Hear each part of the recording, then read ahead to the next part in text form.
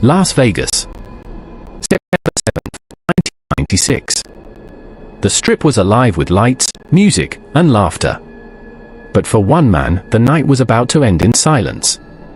Tupac Shakur, only 25 years old, had just left a Mike Tyson fight.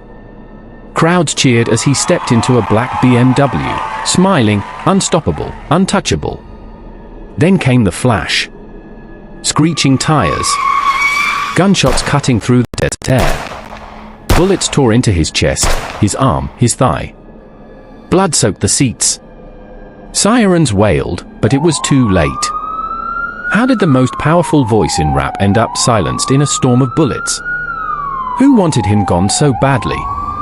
And why, decades later, does his murder still remain unsolved? This is not fiction. This is Tupac's real story.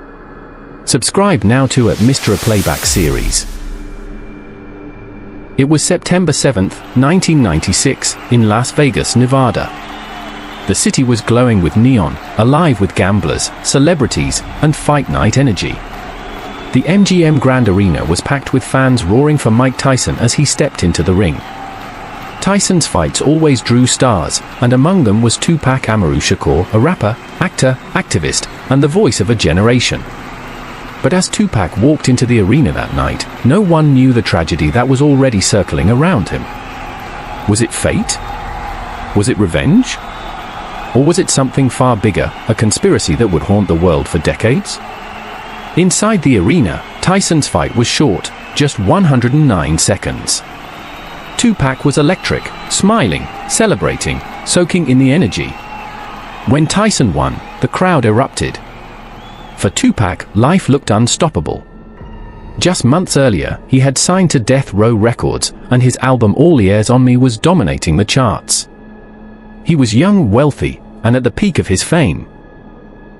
But outside those bright lights, shadows were waiting. As Tupac left the arena, surrounded by friends and bodyguards, a confrontation sparked. In the lobby, Tupac and his crew crossed paths with Orlando Anderson, a member of the Southside Compton Crips gang. Anderson had been accused of robbing a Death Row associate earlier that year. Tempers flared, and Tupac, never one to back down, threw the first punch.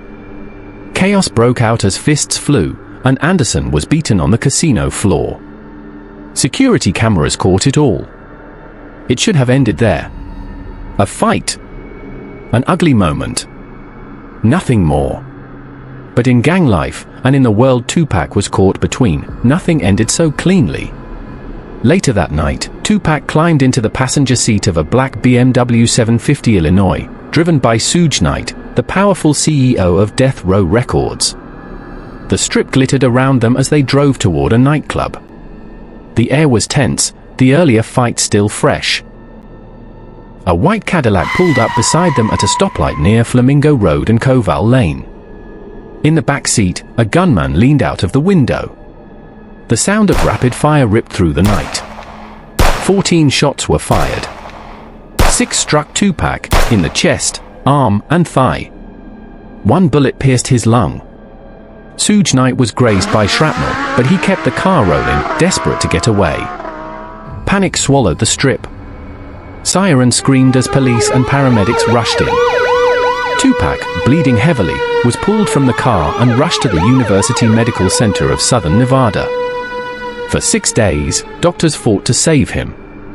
Tubes, machines, blood transfusions, but the damage was too much. On September 13, 1996, Tupac Shakur died. He was just 25 years old. The world went silent. Fans wept in the streets. Radios played his songs on repeat. And questions began to flood. Who killed Tupac? Why? And could it have been prevented?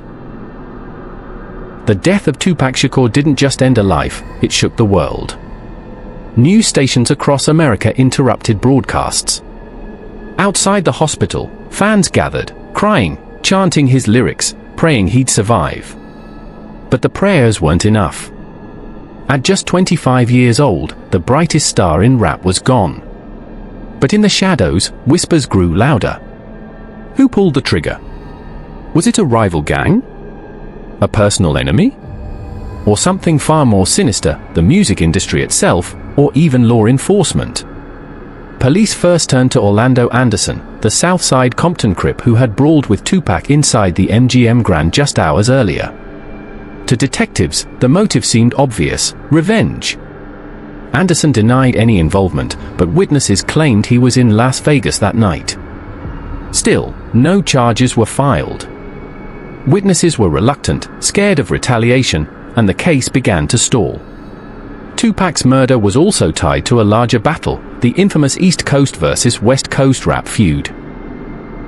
On the West Coast stood Death Row Records, led by Suge Knight, with Tupac as its crown jewel. On the East Coast, Bad Boy Records, led by Sean P. Diddy Combs, with the Notorious B.I.G. as its star. The feud wasn't just about music. It was about power, money, and pride. Diss tracks were recorded like weapons. Concerts were battlefields. Tupac had already survived a 1994 shooting in New York, one he believed was orchestrated by East Coast rivals. He publicly accused Biggie and Diddy of knowing about the setup. Tensions escalated until it felt like war. So when Tupac was gunned down in Las Vegas, many pointed fingers at the East Coast. Could Biggie's crew have arranged the hit? Or was that too simple? The white Cadillac that pulled alongside Tupac's BMW that night vanished into the streets. Police found no gun, no fingerprints, no car. Despite dozens of witnesses on the strip, silence spread. Fear ruled. Few were willing to talk. It felt like the perfect crime. Carried out in the middle of a busy city, yet vanishing into thin air. Over the years, theories multiplied. Gang retaliation, that Orlando Anderson and the Crips carried out the hit to settle scores. Music industry betrayal, that Suge Knight himself had Tupac killed to prevent him from leaving Death Row Records. Conspiracy theories, that the FBI or LAPD wanted Tupac silenced because his music was fueling a generation of angry, resistant youth. The fake death theory, that Tupac staged his murder, escaping to Cuba to live in secret. Each theory came with fragments of evidence, whispers from the streets, and half-truths. But none were ever proven. Just 6 months after Tupac's death, tragedy struck again. On March 9, 1997, the Notorious B.I.G. was gunned down in Los Angeles in a strikingly similar drive-by shooting. The murders of Tupac and Biggie became forever linked. Two rap giants, both young, both silenced by bullets, both cases unsolved. Were these murders connected? Was one revenge for the other? Or were they both victims of a larger, darker game? This is a real story. Every fact you hear is public. You can check it yourself.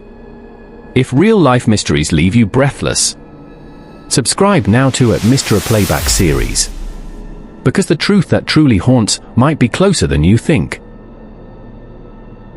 For years, Las Vegas police were criticized for mishandling the case. Evidence wasn't properly collected.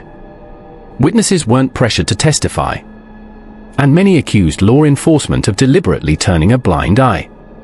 Tupac's mother, Tupac Shakur, demanded justice.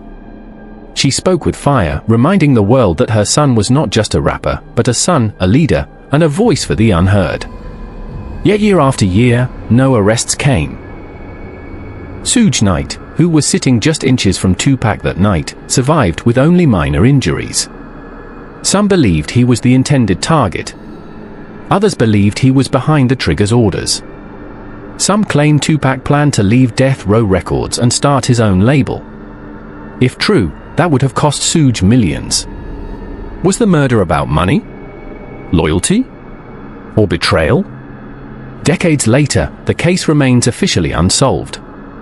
Orlando Anderson was killed in an unrelated shooting in 1998, never charged. Theories about Suge Knight, the Crips, or government conspiracies still dominate books, documentaries, and fan debates. But what lingers more than the mystery is the pain.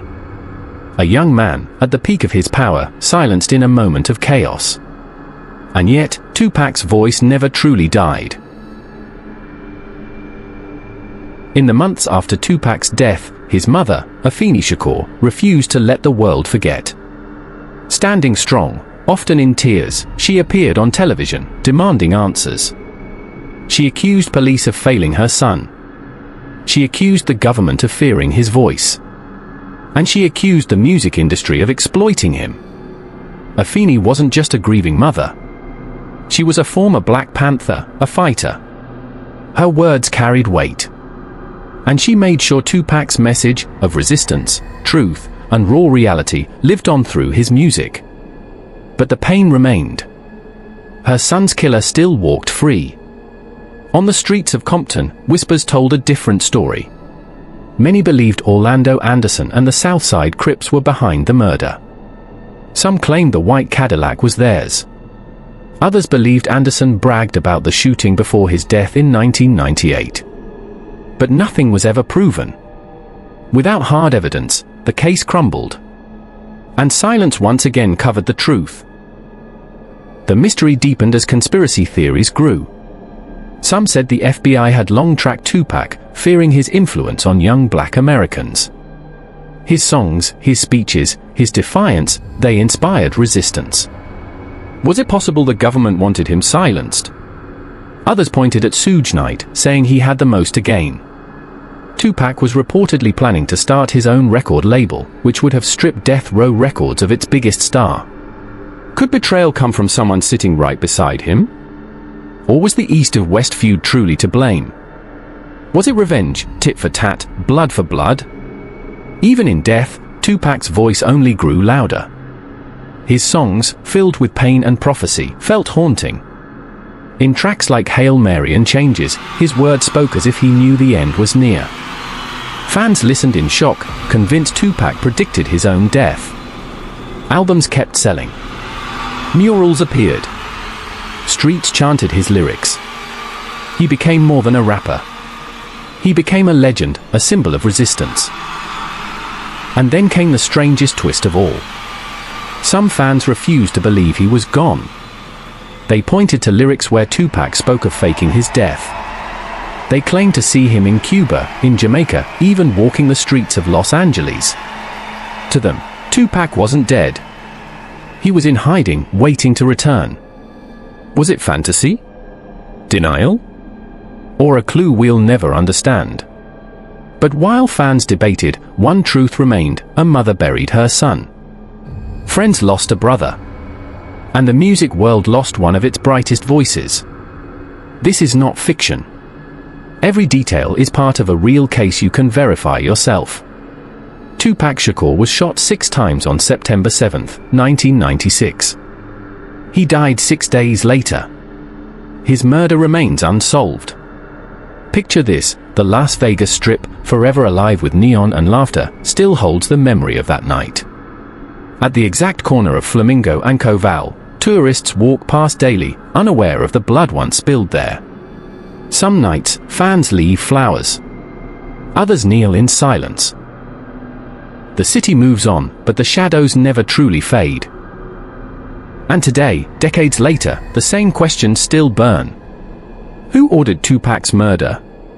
Why has justice never come? And why does his voice feel alive, echoing louder than ever? Tupac once said, "I'm not saying I'm gonna change the world, but I guarantee that I will spark the brain that will change the world." And maybe that was his truth. Even in death, Tupac sparked something eternal. After Tupac's death, the world felt emptier. Fans mourned not just the music, but the power of his words. He had become the voice of a generation that felt unseen: kids from broken homes, neighborhoods ruled by violence, people who lived with poverty and pain. Without him, the silence was deafening. Yet in that silence, his music grew. His albums went multi-platinum. His words were studied in classrooms, quoted in protests, whispered in prisons, and shouted at rallies.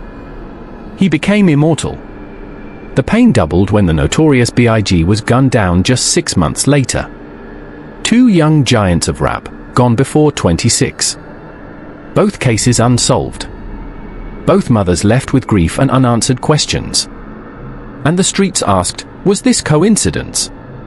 or part of a larger game, one that ordinary people would never see behind the curtains.